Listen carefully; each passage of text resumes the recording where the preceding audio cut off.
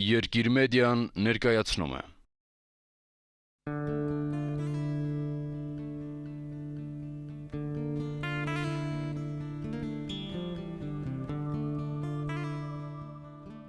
Ես ծնվել եմ Լիբանան Բեյրութում եւ ընդհանրապես ասում եմ, որ ես բադահապար այնտեղ եմ ծնվել, որովհետեւ իմ ծնողներս առաջի եղերնի վերապրողներից են, իմ մեծ հայրերը։ Նրանք ջարդերից փախնելով եկել են Սիրիա Լիբանան եւ այնտեղ եմ սակվել իրար հետ եւ այնտեղ ծնվել եմ։ Մորս կողմից Գիլիգեցի եմ, Մարաշից, իսկ հորս կողմից Բուրսայից։ Լիբանան ծնվելով հետաքրքրական հոգեբանությունը մեր մեջ ձևավորվել։ Ես այնտեղ երբեք ինքս հանգիստ չէի զգում, թե մենք այստեղ ժամանակավոր գացություն ունենք։ Բայց փոքր էինք, այնտեղ հաճախել եմ հայկական ազգային վարժարաններ։ Մորս կողմից մորս հայրը իմ այստեղ պապա ասում են մեծ հայրս եկեղեցի շեն էր, եկեղեցի սարքողներից էր այնտեղ 40 մանուկ եկեղեցին ինքն էր կառուցել եւ ազգային գործերի մեջ մխրճված էր։ Նույնպես իրեն Գերթաստանի բոլոր անդամները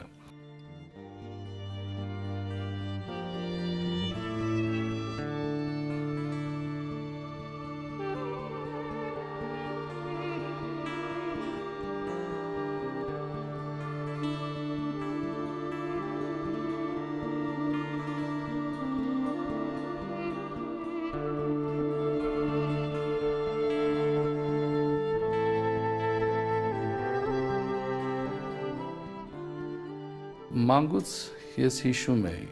որ Լիբանանում այսպիսի խոսք կար. կյանքում ցախողողները դառնում են հոգևորական։ Սա իմ վրա ազդում էր։ Եվ ես ուզում էի քոնե ինձ համար ճշտել, փաստել, որ ես կյանքում ցախող չեմ եւ դրա համար չէ, որ ուզում եմ հոգևորական դառնալ, այլ ուզում եմ հաջողակ լինել եւ ապա որոշել, որ հոգևորական լինել։ Սա այդ բարդույթը իմ մեջ կար։ Եվ ես հաջողությամբ ավարտեցի այդ դասընթացները եւ ստացա հաշվաբայի գոչում եւ արդեն իմ առաքելությունը ամբողջացած համարեցի, որ ես ցախողական չեմ եւ դրա պատճառը չէ, որ ես ուզում եմ հոգևորական լինել, այլ հաջողակ անձ եմ եւ գիտակցաբար որոշում եմ, որ ծառայեմ հայ եկեղեցուն, հայ ժողովրդին։ Դրա համար ես մի քիչ ուշ ձեռնադրվեցի գուսագրոն քահանա 33 տարեկան հասակում։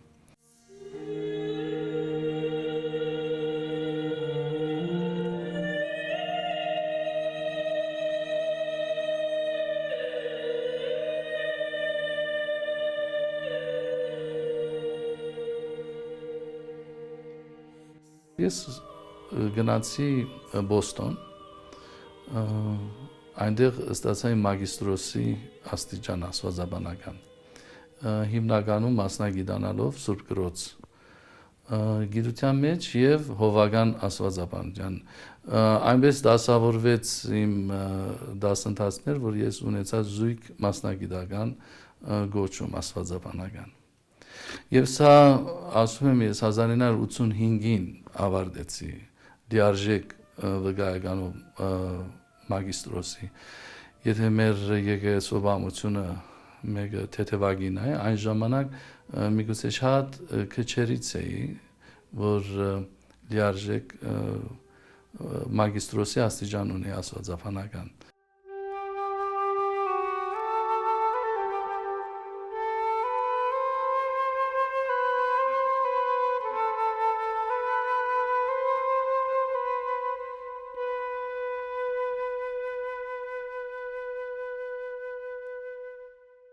իմ հոգևոր հովական կյանքը սկսվեց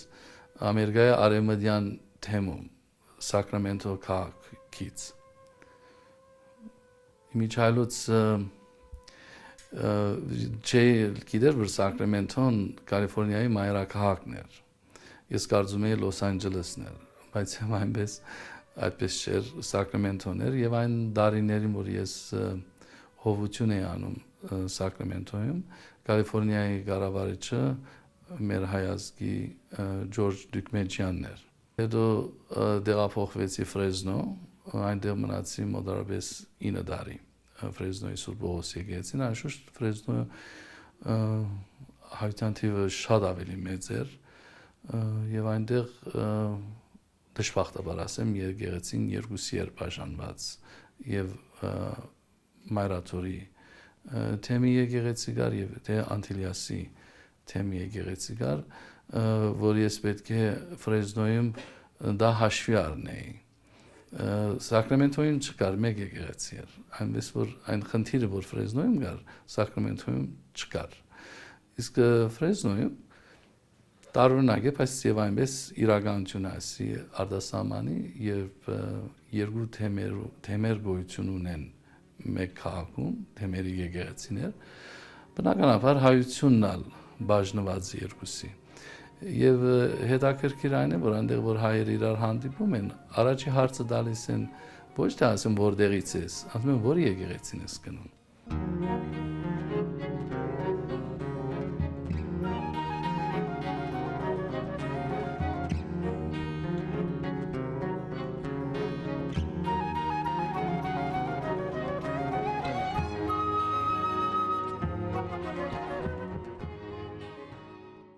Դարիներ անց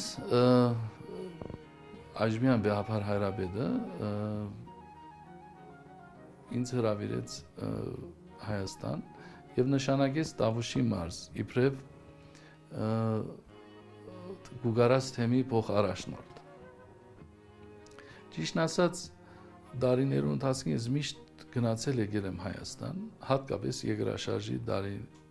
1988-ից հետո գրեթե ամեն տարի գալիս է, եթե ոչ մեկ անգամ, այլ մի քանի անգամ։ Սկիզբը երկրաշարժի օգնության, երկրորդ իբրև ծառայություն եւ այստեղ արձակուրդս այստեղ է անցկացնում։ Երբ ինձ Տավուշի մարզ նշանակեց, այո, եղել է Դիլիջան, Հաղարձին, Գոշավանք, Մագարավանք, բայց ընդհանրապես գաղափար չունեի։ Անշուշտ Դավուշ մարզ իբրև մարզ նոր երևույթ է Հայաստանի Հանրապետության անկախությունից հետո գծագրված մի մարզ է, որ պատմական մի քանի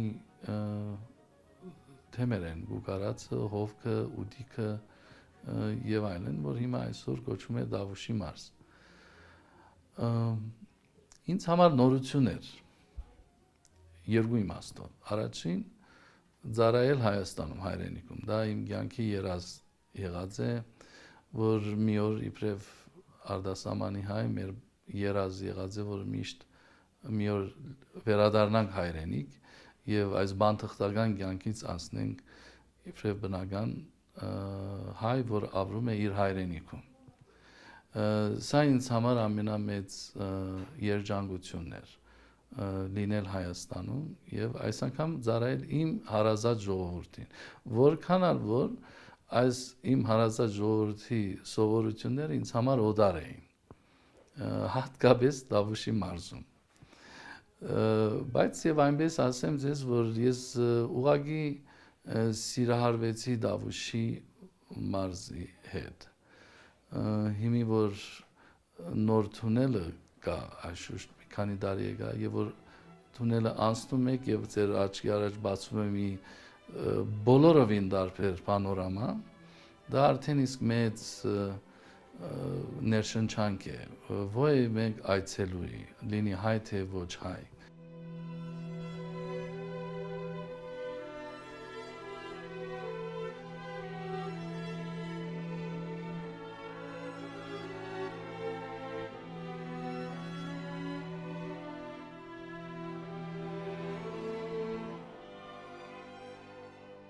Մեր ներկայությունը մենք սկսանք ստեղծել գյուղ առ գյուղ։ Երբ նոր նշանակվել է եւ հարցազրույցներում ինձ միշտ հարց էին տվել, թե ինչպես եք պայքարելու աղանդավորների դեմ։ Ես իմ պատասխանը հետևյալն է եղած եւ ես մինչեւ այս օրս էլ հավատում եմ դրան։ Ես չեմ եկած պայքարելու ոյ մեկի դեմ։ Ես եկած եմ ստեղծելու հայ եկեղեցու ներկայությունը մեր ժողովրդի մեջ։ Դա իմ առաջնահերթ խնդիրն է։ Եթե ինչ-որ ժամանակ մնաց, այն ժամանակ կարելի է պայքարել, զբաղվել։ Բայց այս ասելով չեմ ուզում այն տպավորությունը թողնել, որ աչալուր չեմ իրենց մարդորսորդական գործողություններին։ Սա հոգեբանական մեծ դրական աստեցություն թողեց Դավուշի մարզում, որովհետև ինձ նայում էին ոչ թե այն անձը, որ իրենց պետք է հանդիմաներ, թե ինչու իրենք չգիտեն հայ եկեղեցու մասին, այլ ընդունեցին այն անձը, որ ումից պետք է իրենք մի բան սովորեն հայ եկեղեցու մասին։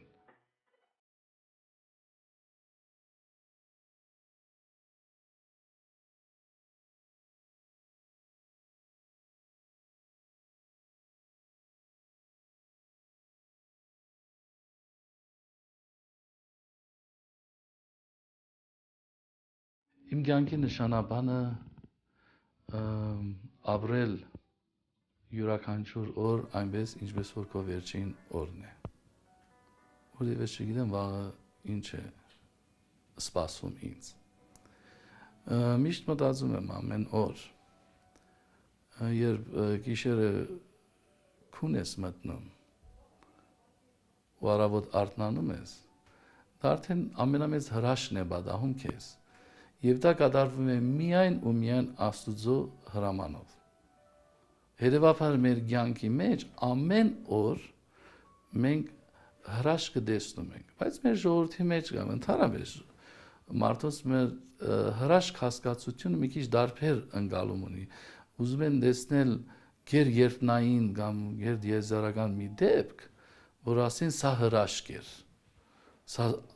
արդասովոր մի բան էր։ Բայց ամեն օր արթնանալն էլ ինձ համար ամենամեծ հրաշքն է։ Եվ այդ օրը աշխատել, բահել այն արժեքները, որ մենք ստացել ենք մեր քրիստոնեական ավանդությամբ, ավետարանի, աստվածաշունչի արժեքները, ազգային արժեքները, սիրել իրար, մարդու չնեղացնել, որովհետև կյանքը այդքան գարջ է, որ ես իմաստ չեմ գտնում օրդ անցկացնես ինչ-որ մեկին նեղացնելով, կամ ինչ-որ մեկին խաբելով, հալավ խաբեցիր, նեղաց, հետո մի օր պատասխան հաշվետու պիտի լինենք, թե չէ մեր կյանքի համար։ Հետևաբար ամեն օր մենք հաշվետու պետք է լինենք մեր կյանքի համար, մեր արածների համար, մեր խոսածների համար, մեր բաց թողումների համար նույնպես։ Հետևաբար դրա համար քրիստոնյա կյանք ապրելը իրականության մեջ ամենադժվար կյանքն է, բայց ամենաերջանիկ կյանքն է, եթե մենք կարողանանք դա անել։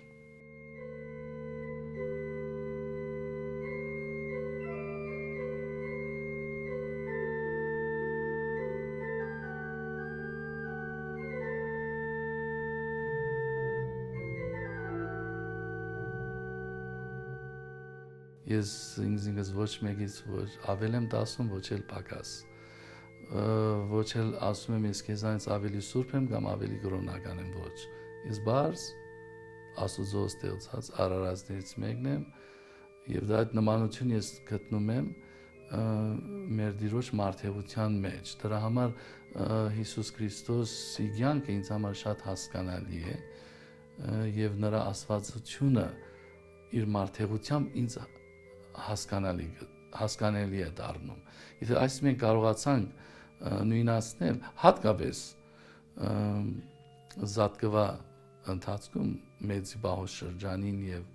ավակ շաբթվա շրջանին Աստուծո մարդեության մեջ տեսնել մեր ներկայությունը եւ աստվածությունը հասկանալ Քրիստոսի մարդեությամբ, որովհետեւ վերջին աշխով Աստված Պողոս Արաքյալը շատ գեղեցիկ կերպով ասաց, ժամանակին ասեց Աստված խոսեցավ հայրապետների միջոցով, Աբրահամի, Հակոբի, Իսահակի միջոցով, հետո մարգարեների միջոցով, հետո թագավորների միջոցով, օրենք տվավ, այս տվավ, այն տվավ, բայց վերջին օրերին ուղարկեց իր միածին որդին։ Դա դարձավ մարդ մեր նման։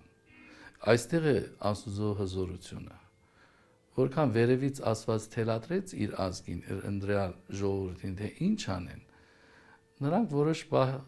պահեցին Աստծո հրամանքը, բայց երբեք չընդունեցին լիարժեք ու անվերաբար հնազանդ լինելը։ Այս անգամ Աստված որոշեց, որ ծնվի իբրև մարդ, որպեսզի հասկանա իր ստեղծած մարդուն, հասկանա, անշուշտ Աստված հասկանում է, Աստված ուզեց մարդեությամբ մենք հասկանանք իր ծրագրի մասին, հիմնականում այդ է։ Եվ Քրիստոսի մարդեությամբ Աստված դարձավ մարդ, որպեսզի մարդը դառնա Աստված, այսինքն Սուրբ, անմահ, Աստված ոչ թե իբրև Աստված հասկացությամբ։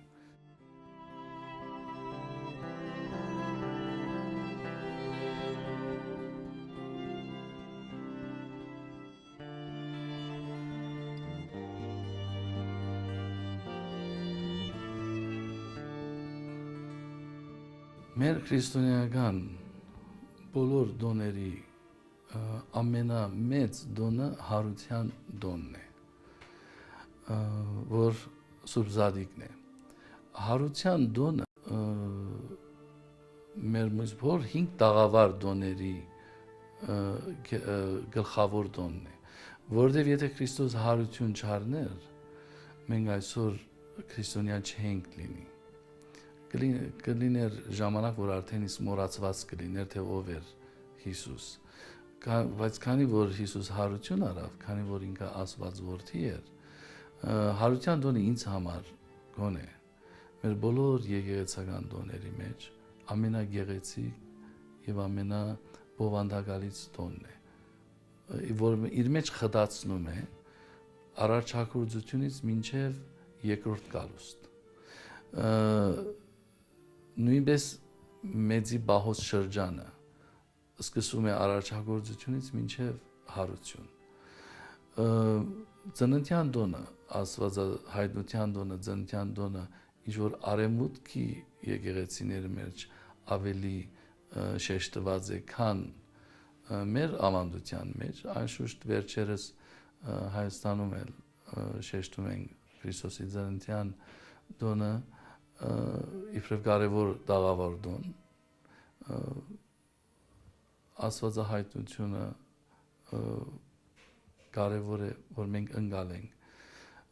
ջրորդնեկը կարևոր է, որ մենք ընդունենք եւ մգրտվենք։ Նույնիսկ մյուս տաղավար դոները, Սուրբ Խաչի դոնը, Սուրբ Խաչի դոնը մեր ազգի համար գոնե հսկայական նշանակություն ունեցող դոն է, որտեվ իբրև Քրիստոս, ինչպես Քրիստոս չարչարվեց խաչի վրա, մեր ժողովուրդն իր բամության մեջ կարող եմ ասել չարչարանքների իր արդար բաժինը ունի, բարձրանալով խաչ եւ վերստին հարություն առնելով ժամանակների ընթացքում։ Աստվածածնի դոնը, որ իր մեջ խորհրդանշում է հայ կինը իր առաքինությամբ, իր բարգեշտությամբ, իր մայրությամբ եւ աստվածահայտնության դոնը Վարդեվարը, դա մեր երազների, դաղավարների դոն է, եկեղեցիների կառուցման, որ ինչպես Հիսուս այլագերվեց, մենք էլ պետք է այլագերվենք, բայցարանանք մեր քրիստոնեական արժեքներով։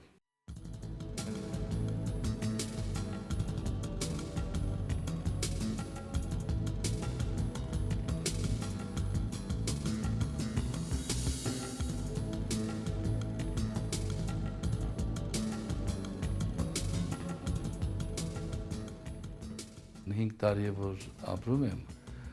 Հայաստանում, ես Հայաստանը դարբեր էի պատկերացնում դրսից։ Հայաստանը դրսից երևում էր երազների երկիր,